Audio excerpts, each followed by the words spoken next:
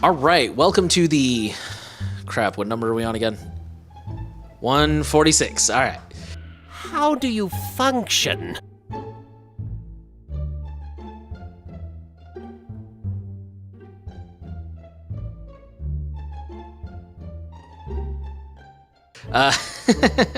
Welcome to the Surveillance Report 146 Q&A.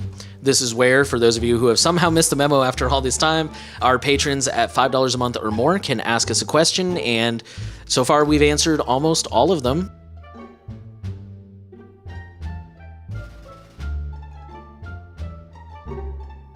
So let's jump right in. We're going to start with Candroid Man, who says, I would like to start seeing a therapist. However, every therapist in network uses some sort of therapy software that would be constantly collecting data about me. Not just any data either, very personal patient files and things of that nature. So my choices are either get therapy and risk my data being leaked, or just suck it up. I know HIPAA exists, but let's be real, it doesn't do much in the technical aspect. And even if a company does say they encrypt it, how do I know for sure? I feel stuck. I tried asking the therapist to keep my files on paper and she said no.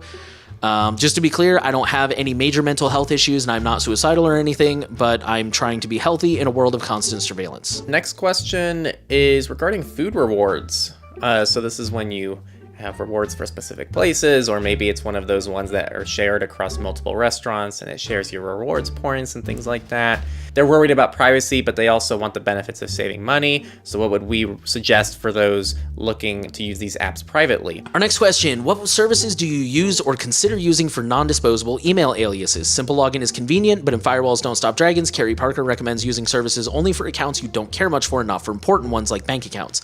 Seems like a valid concern because losing access to email sent to an alias is important and does not sound fun.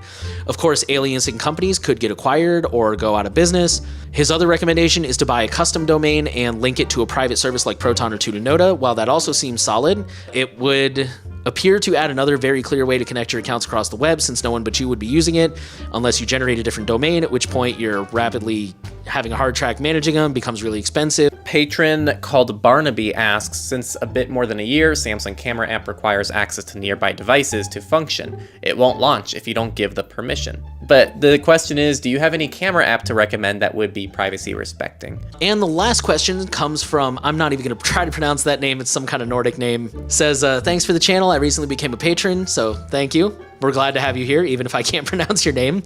You say, I'm slowly going forward with my integrity and security improvements and have come to the camera on my Windows computer. Camera questions today. I use it for logging in with Windows Hello. It works really well and is user-friendly, but I don't like having it turned on the whole time when I'm using the computer. I've been thinking about using my fingerprint to log in, but my computer doesn't have a reader.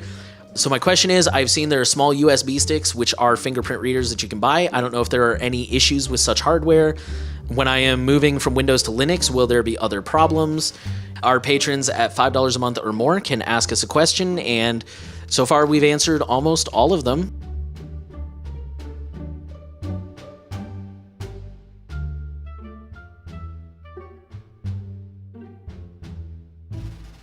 And then Caption 8169 asked about security for like banks and brokerage accounts, and we will probably get back to that in just one short. So we'll probably have 3 shorts this upcoming week before we come back next week for the next Surveillance Report 131.